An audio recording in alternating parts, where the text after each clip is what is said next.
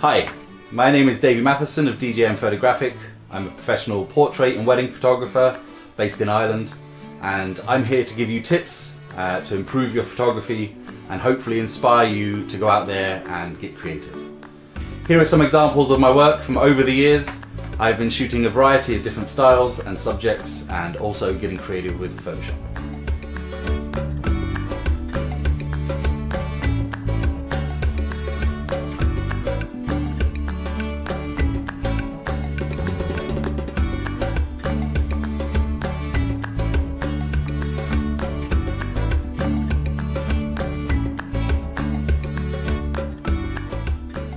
In this video, we will cover the very basics of photography, from the 3 elements that make correct exposure to how to take photos on your smartphone camera and all the settings involved.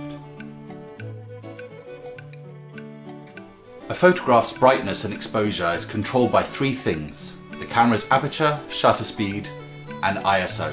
This is called the exposure triangle. Aperture is the size of the opening of the lens. It's like the iris of our eye. The larger the opening, the more light gets through. The smaller the opening, the less light gets through.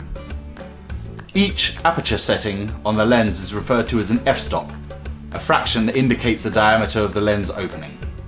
Aperture also determines the depth of field and sharpness. Here is an example of a shallow depth of field created by a large aperture. While aperture determines how wide the lens opening is, shutter speed determines how long the lens stays open for, letting the specific amount of volume of light into the sensor determined by the aperture. A faster shutter speed has the effect of freezing motion, while a slower shutter speed will blur motion in a scene. Here is an example of a slower shutter speed, blurring the bike's movement.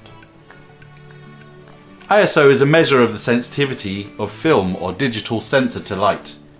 When increasing the ISO, it allows you to work with less light.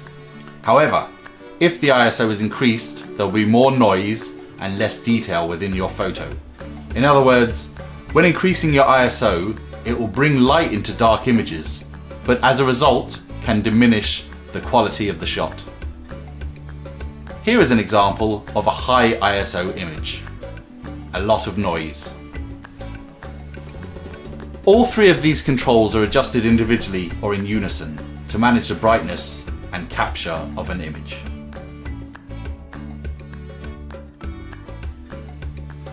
Okay, so we're going to go through how to optimize your smartphone camera settings. So if you grab your phone, open the camera app, and we'll open the settings.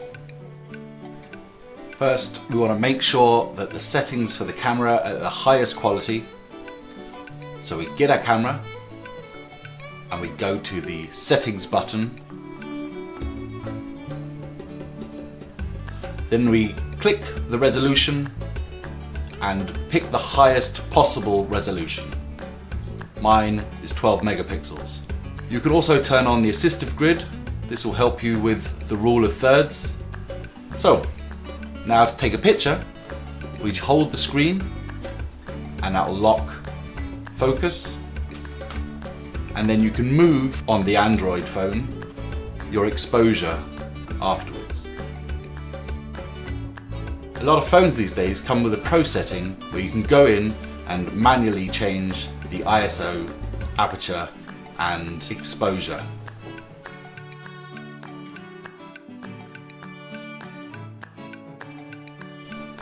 If your phone has these settings, maybe go in and have a play around. See what you can do.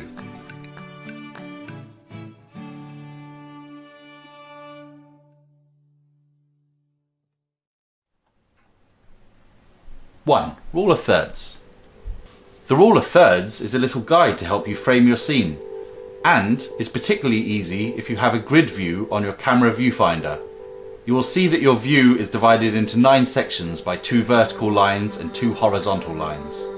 There are 4 points where the lines intersect. These are the thirds of your image. If you place your subject at either of these vertical lines, you shall have a far more pleasing image.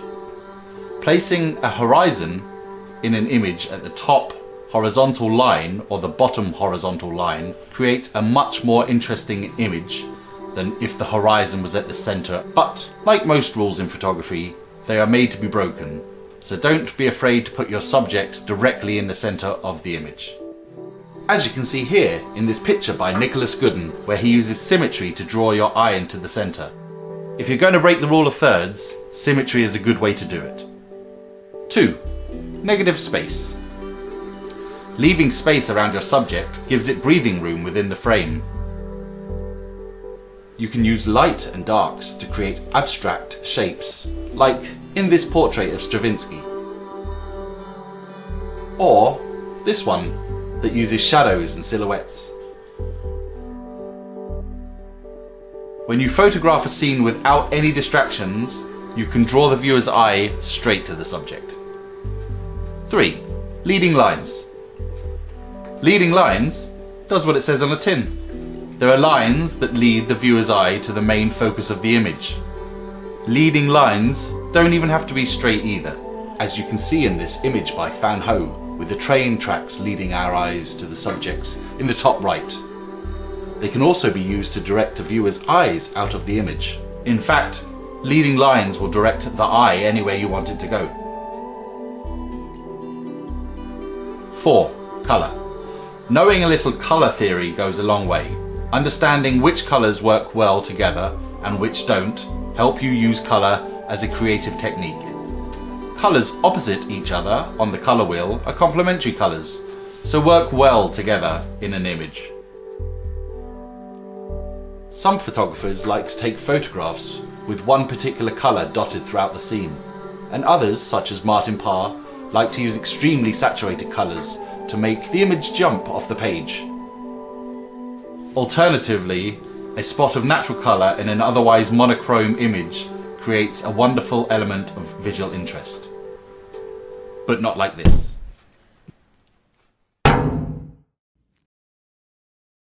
5. Patterns. There are patterns everywhere in day-to-day life, you just have to look for them. Photographers, such as Andreas Gursky, like to fill the frame, while others create patterns using shadows. Squinting your eyes will blur your vision slightly and help you see the abstract shapes and colours that surround us. Patterns can also refer to repetition. If something is repeated once or twice, it becomes interesting. If it's repeated several times, it becomes a pattern. Colour, shape, objects, or even people can be repeated for a strong composition. 6. Framing. This has nothing to do with hanging photos on the wall. It's a technique that uses something as a frame around your subject in the scene. Framing a subject within an image helps guide the viewer's eye. You can frame your subject using an endless variety of techniques. Car windows, archways, doors, bridges, tree branches, plants and other foliage. You can even use shadows, like in this picture by Fan Ho, where he uses the shadows created by the surroundings to draw your eye to the subject. 7. Selective focus. A great way to direct the viewer's eye to exactly where you want them to look is to use selective focus. To achieve this, ensure that your main subject is sharply in focus with a shallow depth of field created by a large aperture. The blurred background contrasts with what is in focus to help it pop out and draw the viewer's attention to the subject.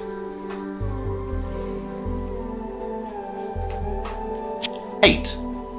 Depth. Because a photograph is two-dimensional, we need to work harder to give it depth and make it more appealing in a three-dimensional world.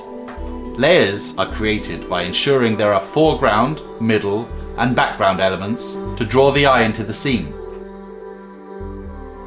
When one layer overlaps another, the viewer's eye automatically separates them out and sees the depth in the image. 9. Reflections. Keep your eyes open for interesting reflections in your day-to-day life. These can be in car windows, shiny objects, or puddles after rain. Once you start looking for reflections, you will see them everywhere, and they can be used to create extremely interesting and creative compositions. 10. Viewpoints. Changing your position and therefore your viewpoint to a subject can dramatically change the image. Getting down low to photograph your subject or positioning yourself at a greater height will create a very different image. Different viewpoints will add more drama to your photography composition than the typical standing height viewpoint. You can get really high for a bird's eye view. If the background is busy and distracting to your image, get close and fill the frame with your subject. With wide lenses, this will create interesting proportions with objects closer to the camera appearing larger. These behind-the-scene photos from Chris Chambers demonstrate what can be achieved when you think outside the box and aren't afraid to get your feet wet. The best camera is the one you have with you, whether it's a £60 smartphone or a £6,000 DSLR. So grab whatever you've got and get out there and get shooting. Thank you. This has been my TED Talk.